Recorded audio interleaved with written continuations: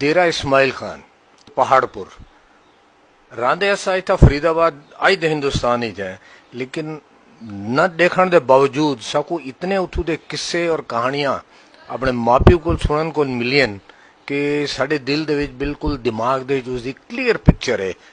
ये गल लगे कि नहीं अगर भजना पवे असा अपना घर ना पहचान सकूं लेकिन वो गली मुहल्ला और बाजार जो रहे वो साढ़े दिलो दिमाग ते छाए हुए और अस सोचते शायद साढ़े बच्चे भी जो रहे शायद नहीं पक्की गल है कि वो भी उतना ही उसको दिल नाल सुनन और इंटरेस्ट रखेगा।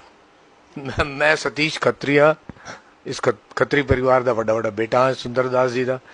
मैं रवि भूषण खत्री हाँ हुण मैं फरीदाबाद ही रहना लेकिन साडे पुरखे वो फ्रंटियर DI खान तो आया फ्रंटियर ते DI खान ता अज भी मेरे घर ता रोज उसकी चर्चा थींदी है क्योंकि 92 साल दे मेरे बाऊ जी 85 साल दी मेरी माँ असा उन्होंने सारे इकट्ठे रहने हैं इसे घर ही 4 पीढ़ियां इकट्ठे रहने हैं ते अज भी फ्रंटियर सारा चाहे देरा या बन्नू या कोहाट या मरदाना या हजारा या पेशावर रोज उसकी कोई ना कोई चर्चा साढ़े घर थी है।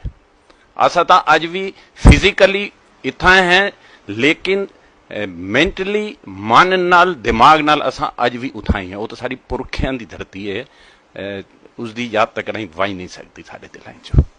मेरी मैटरनल फैमिली जो है ਅਸੀਂ ਸਾਰੇ ਟੋਬੇ ਦੇ ਆਏ ਤੇ ਸ਼ੁਰੂ ਤੋਂ ਬਚਪਨ ਤੋਂ ਅਸੀਂ ਟੋਬੇ ਦੀ ਕਹਾਣੀਆਂ ਸੁਣਦੇ ਸੁਣਦੇ ਬੜੇ ਹੋਏ ਆਏ ਤੇ ਅੱਜ ਵੀ ਅਸੀਂ ਟੋਬੇ ਦੀ ਕਹਾਣੀਆਂ ਟੋਬੇ ਦੀ ਗੱਲਾਂ ਸੁਣਦੇ ਰਹਿੰਦੇ ਆਏ। मैं गौरव खत्री इस परिवार का वड्डा पोतरा सुंदर दास जी का वड्डा पोतरा हूँ हाँ। बचपन कोल इन्हां दे मूँह कोल पाकिस्तान की बड़ी गल्लां सुनी ठीक है असा हिंदुस्तान दे हैं लेकिन वती पाकिस्तान नाल ओ अटैचमेंट उस जहाँ को अटैचमेंट डेरा इस्माइल को फील होता है।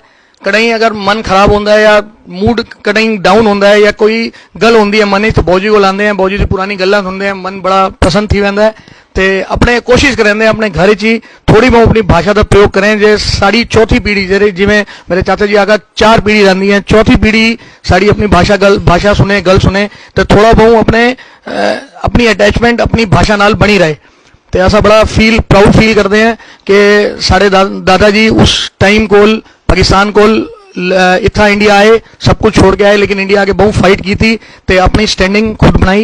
मैं बहुत प्राउड फील करेंगे अपनी फैमिली वास्ते। आता है याद मुझे को बचपन का वो जमाना घूमती सी गलियां 3 मंजिला मकान ठिकाना घूमती सी गलियां 3 मंजिला मकान ठिकाना बस ये और याद नहीं।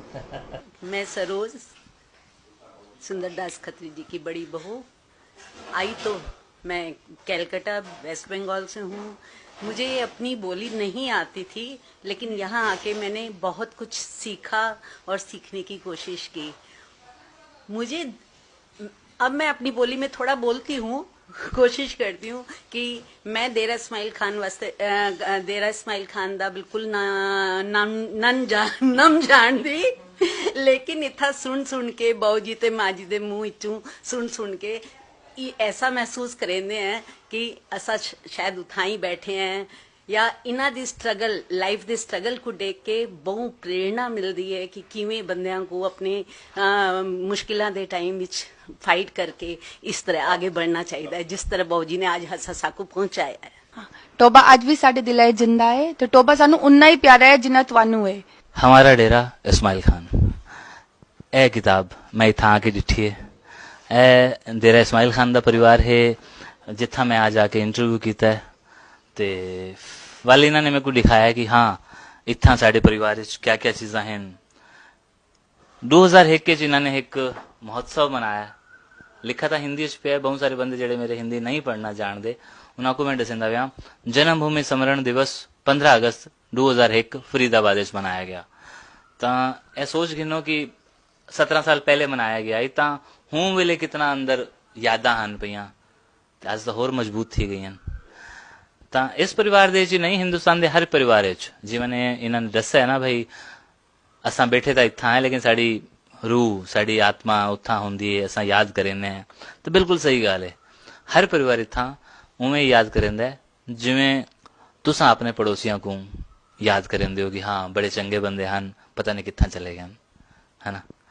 ਕਿੱਥਾਂ ਗਏ ਨਹੀਂ ਗਏ, ਸਰਕਾਰ ਨੇ ਬਸ ਉਹ ਸਰਹੱਦਾਂ ਬਣਾ ਦਿੱਤੀਆਂ, ਤਾਰਾਂ ਖਿੱਚ ਦਿੱਤੀਆਂ, ਲੇਕਿਨ ਅਸਾਂ ਵੀ ਬੜੇ ਜ਼ਿੱਦੀ हैं, ਅਸਾਂ ਉਹ ਤਾਰਾਂ ਕ੍ਰੋਸ ਕਰਕੇ ਲੰਘ ਦਿੱਤੀਆਂ, ਪਾਰ ਆ ਗਏ हैं YouTube ਦੇ ਥਰੂ। YouTube ਨੂੰ ਥੈਂਕਸ ਕਹਿੰਦੇ ਆ, ਸ਼ੁਕਰਗੁਜ਼ਾਰ। ਤੁਸੀਂ ਮੁਲਤਾਨ ਦੀ ਮਿੱਟੀ ਭੇਜੀ, ਅਸਾਂ ਤੁਹਾਨੂੰ ਤੁਹਾਡੇ ਘਰਾਂ ਦੀਆਂ ਤਸਵੀਰਾਂ ਦਿਖਾਈਆਂ, ਤੁਸੀਂ ਸਾਨੂੰ ਹਲਵੇ ਖਵਾਏ, ਬਹੁਤ ਸਾਰੇ ਅੰਬ ਖਵਾਏ ਮੁਲਤਾਨ ਦੇ। असां इत्थे बहुत सारे बुजुर्गों को धंधे लवाए, वो बड़े खुश थे कि असां उत्थां गए था कहनी चलो ए देख के खुश थी वेने, खा के खुश थी वेने। तो बस ये प्यार मोहब्बतां कायम रावन ते दुआ करो। असां भी अरदास करे सूं कि हाँ किसी तरह दूवें मुल्कां च भले 1 घंटे वास्ते ए फाटक खुले ते उस फाटक दे दरवाजे ते तुसां उत्थों रोटियां बनवा के लैके आओ ते असां इत्थों अचार ते सब्जियां बनवा के आऊं ते मिल के खावीए। तुसां रावी दा पानी घेण के आओ ते असां गंगा दा पानी घेण के आऊं। मेरे दिल दी गल्लां कहनी बहुत सारे बंदे इहो चाहंदे न ते बहुत सारे बंदे इन्हां सारे गल्लां को अंदर लैके इस दुनिया फानी तो चले गए न। बहुत सारे अरमान, बहुत सारे सांसां अटकी हुई हैं, सब चलियां गई। 70 साल बीत गए, विछोड़ा बहुत लंबा है कि जिमें मैं पहले आख्या कि हाँ YouTube शुक्रगुजार हैं असां उस बनावन वाले दे जिसने साकू दोबारा मिलवाया है, गल्लां करवाइयां, सांझा कीतियां। तां इवें ही है परिवार है जिहड़ा ए किताबां दे सहारे अपनी गल्लां को याद करेंदा है। उम्मीद करें ना तुसां भी इवें ही साकू कमेंट से दसेसो कि असां उत्थों आया से, इत्थां आया से, साडे पड़ोसी ए हन। क्योंकि असां महसूस करें जिले तुसां कुछ लिखदे हो तो साकू लगदा है कि हाँ साडी गल ही तां थींदी पई है, जवाब ही तां आंदे पैन। बस बाकी तो फिर लिख के भेजो, असां वल बोल के भेजेसूं। शुक्रिया।